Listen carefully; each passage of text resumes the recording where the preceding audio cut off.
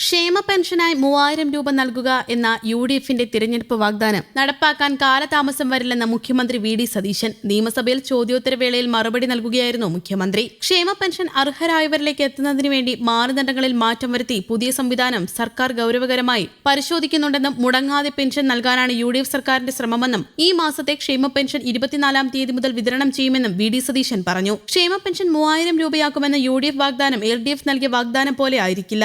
LDF 2500 രൂപയാക്കുമെന്നായിരുന്നു വാഗ്ദാനം ചെയ്തിരുന്നത്. ആദ്യ LDF സർക്കാരിന്റെ കാലാവധി തീരാനിരിക്കെയാണ് 1500 ഉള്ളത് 100 രൂപ കൂട്ടിയത്. അതിൽ നിന്ന് 2000 ഉയർത്തിയത് രണ്ടാം LDF സർക്കാരിന്റെ കാലാവധി തീരാനിരിക്കുകയാണെന്നും അത്തരമൊരു കാലതാമസം UDF വരുത്തില്ലെന്നും മുഖ്യമന്ത്രി പറഞ്ഞു. ആളുകൾക്ക് AC വെച്ചതുകൊണ്ട് പെൻഷൻ നിഷേധിക്കുന്നതുമായി ബന്ധപ്പെട്ട് വ്യാപകമായി പരാതിയുണ്ട്. അത്തരത്തിൽ പെൻഷൻ മാനദണ്ഡങ്ങളിൽ പല പരാതികളും ഉയർന്നിട്ടുണ്ടെന്നും ഇത് പരിശോധിക്കുമെന്നും അദ്ദേഹം പറഞ്ഞു. അനർഹരായ ചില ആളുകളും പദ്ധതിയിലുണ്ട്. അനർഹരെ ഒഴിവാക്കി അർഹരെ ഉൾക്കൊള്ളാനും ഒരു സംവിധാനം സർക്കാർ ഗൌരവമായി ആലോചിക്കുന്നുണ്ടെന്ന് മുഖ്യമന്ത്രി കൂട്ടിച്ചേർത്തു. സ്ത്രീ സുരക്ഷാ പെൻഷൻ തുടരണമോ എന്നതിൽ തീരുമാനമെടുത്തിട്ടില്ലെന്ന് മുഖ്യമന്ത്രി VD സതീശൻ പറഞ്ഞു. സ്ത്രീ സുരക്ഷാ പെൻഷൻ സാമൂഹ്യക്ഷേമ പെൻഷന്റെ ഭാഗമല്ല. കഴിഞ്ഞ സർക്കാർ തിരഞ്ഞെടുപ്പിന് തൊട്ടുമുമ്പ് തുടങ്ങിയതാണ് ഈ പദ്ധതി. സ്ത്രീ സുരക്ഷാ പെൻഷൻ തുടരുന്നതിനാൽ സർക്കാർ തീരുമാനം എടുത്തിട്ടില്ല. അതേസമയം സാമൂഹ്യക്ഷേമ പെൻഷൻ മുടങ്ങാതെ കൊടുക്കുമെന്ന് മുഖ്യമന്ത്രി നിയമസഭയിൽ വ്യക്തമാക്കിയിട്ടുണ്ട്. ലോസ് ഏഞ്ചൽസിലുള്ളയാൾ ഈ മാസം പെൻഷൻ വന്നില്ലെന്ന് പറഞ്ഞതായി ഉദ്യോഗസ്ഥൻ പറഞ്ഞുവെന്ന് മുഖ്യമന്ത്രി പറഞ്ഞു. എന്നാൽ മകൻ വിദേശത്തുള്ളത് കൊണ്ട് അമ്മയ്ക്ക് പെൻഷൻ അയോഗ്യത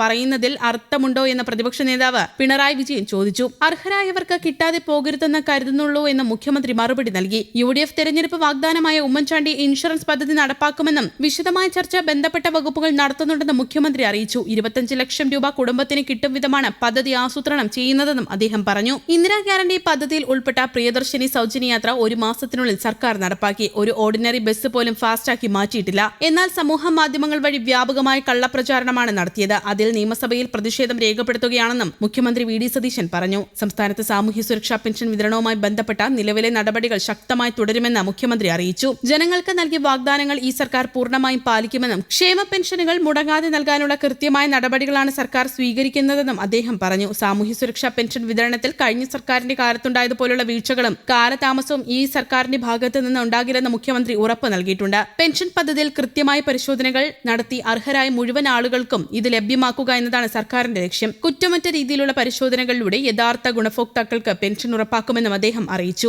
ഇന്ദിരാ ഗ്യാരണ്ടി പദ്ധതിയുമായി ബന്ധപ്പെട്ട് 2 പ്രധാന പ്രഖ്യാപനങ്ങൾ ഇതിനകം തന്നെ സർക്കാർ നടപ്പിലാക്കിയിട്ടുണ്ടെന്നും മുഖ്യമന്ത്രി ഓർമ്മിപ്പിച്ചു. സർക്കാരിന്റെ വിഷൻ 2031 വികസന രേഖയിൽ ഉൾപ്പെടുത്തി ഉമ്മൻചാണ്ടി ആരോഗ്യ ഇൻഷുറൻസ് പദ്ധതി നടപ്പിലാക്കുമെന്ന് മുഖ്യമന്ത്രി പ്രഖ്യാപിച്ചു. മുൻപ് നടപ്പിലാക്കിയ മെഡിസെപ് പദ്ധതിക്കെതിരെ വ്യാപകമായ പരാതികളാണ് ഉയർന്നു വന്നത്. എല്ലാവർക്കും കൃത്യമായ ചികിത്സ ഉറപ്പാക്കുന്ന രീതിയിലാകും പുതിയ ഇൻഷുറൻസ് പദ്ധതി വിഭാവനം ചെയ്യുക. സർക്കാർ ആശുപത്രികൾക്കൊപ്പം പ്രമുഖ സ്വകാര്യ ആശുപത്രികളും ഉമ്മൻചാണ്ടി ഇൻഷുറൻസ് പദ്ധതിയുടെ ഭാഗമാക്കുമെന്നും ഇതിൽ ആർക്കും യാതൊരുവിധ സംശയവും ആശങ്കയും വേണ്ടെന്ന് മുഖ്യമന്ത്രി വ്യക്തമാക്കി. വിശദമായ റിപ്പോർട്ട് ലഭിച്ച ശേഷമായിരിക്കും പദ്ധതി എന്ന് മുതൽ പ്രാബല്യത്തിൽ വരുമെന്ന തീയതി നിശ്ചയിക്കുക. കൃത്യമായ ആലോചനകൾക്കും ചർച്ചകൾക്കും ശേഷമേ പദ്ധതി പൂർണ്ണതോതിൽ നടപ്പിലാക്കുമെന്ന് മുഖ്യമന്ത്രി അറിയിച്ചു. അതേസമയം KSRTC ഓർഡിനറി ബസ്സുകളിൽ സ്ത്രീകൾക്കും ട്രാൻസ്ജെൻഡർ വ്യക്തികൾക്കുമായി സംസ്ഥാന സർക്കാർ നടപ്പിലാക്കിയ പ്രിയദർശിനി സൗജന്യ യാത്രാ പദ്ധതികൾക്കെതിരെയുള്ള പൊതുതാൽപര്യ ഹർജി ഹൈക്കോടതി തള്ളി. സർക്കാരിന്റെ ഈ ജനക്ഷേമ പദ്ധതിയുമായി മുന്നോട്ടു പോകാമെന്ന് chief justice സൗമൻസൻ, justice Shyamkumar VM എന്നിവരടങ്ങിയ ഡിവിഷൻ ബെഞ്ച് തിങ്കളാഴ്ച വ്യക്തമാക്കുകയായിരുന്നു. സർക്കാരിന്റെ ഉത്തരവിൽ ചട്ടലംഘനങ്ങളില്ലെന്ന് കോടതി നിരീക്ഷിച്ചു. പദ്ധതിയിലൂടെ ലിംഗാടിസ്ഥാനത്തിലുള്ള വിവേചനമാണ് സർക്കാർ നടത്തുന്നതെന്നും ഇത് ഭരണഘടന ഉറപ്പു നൽകുന്ന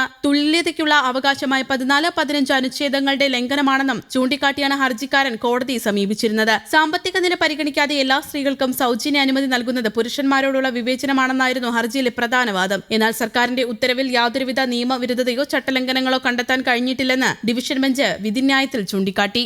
ന്യൂസ് ഡെസ്ക്, കേരള കൗമുദി.